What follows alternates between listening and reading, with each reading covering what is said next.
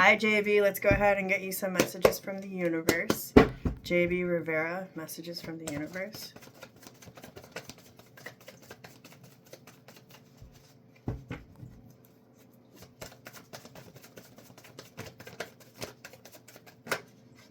King of Pentacles came out with the Chariot at the bottom of the deck.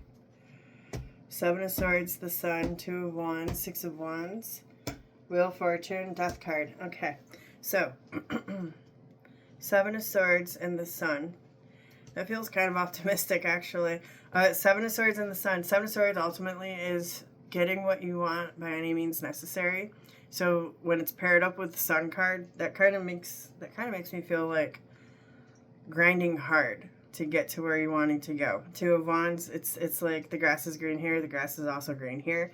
So choosing correctly which path that you're wanting to go down. Six of Wands to give you victory. Wheel of Fortune and the Death card, those are both big changes. Wheel of Fortune is like a good change that sticks. And then Death card is usually an abrupt transformation, like a 180. Out with the old and in with the new. And Chariot at the bottom of the deck just wants to move forward. King of Pentacles that came out, it's like mastery of anything in the 3D. Pentacle is like anything tangible. So whether it's money, home, family, food, I mean just anything 3D physical, okay? It's like wanting to move forward there. Now, most important thing that JB Rivera needs to know.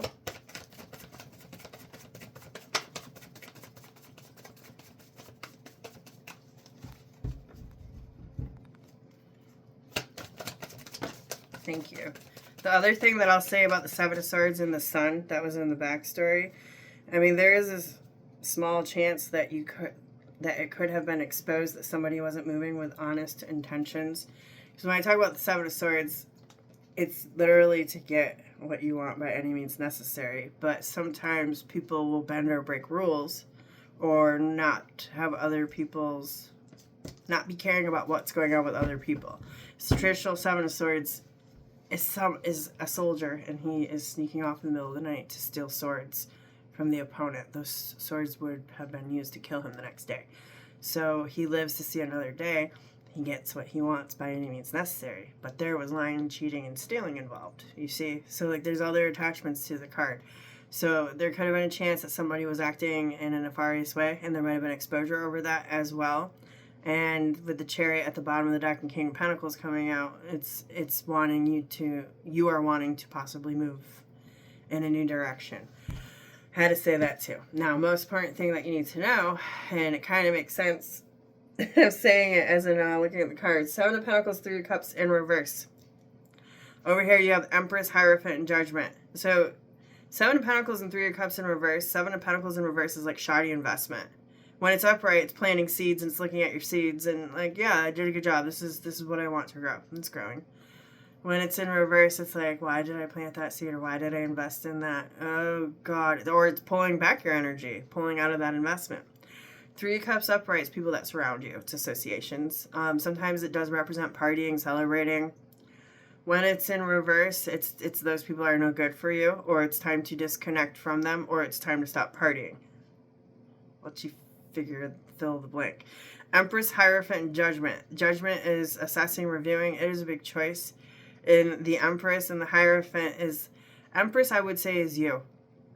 How you're showing up, you're sitting here, you're looking around at everything. The Hierophant is your traditions, your values, your normalcy, what normal is to you, okay? And then Judgment is looking at Seven of Pentacles, Three of Cups, these things in reverse that might not be that great of investments for you. Knight of Swords at the bottom of the deck is usually a quick changing energy. Or it's a needing to cut something out. That Seven of Swords popped up again. Queen of Pentacles, Two of Wands, Page of Cups, Seven of Swords, World card. Underneath the World card is Five of Pentacles. This feels like terminating something or someone. This feels like putting a kibosh on something. Queen of Pentacles, Two of Wands, Page of Cups. That's kind of like holding back, waiting for a conversation to happen so that something can come to an end. Or be alchemized. Now, final tip for JB Rivera. Thank you. Thank you.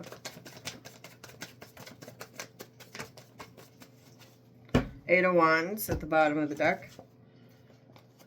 And then you got the Ten of Cups in the full in reverse.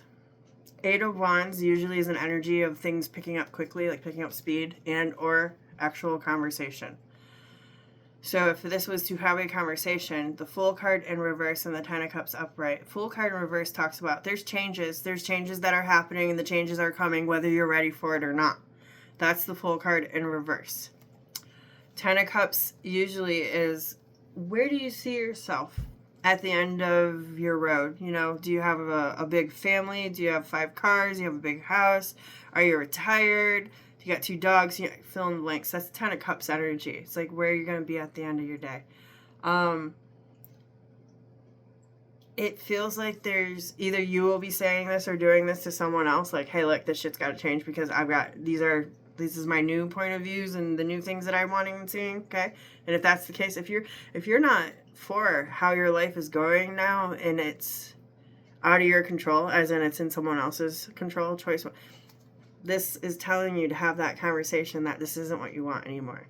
And that maybe you know what you want, and if it is, then you say what you want. But if you don't know what you want, then you go in within and you figure out the changes that will actually make you happy. Okay? That's your final tip. And I hope that this helps you. And I hope you have a good week. And I'm going to stop this here. Bye!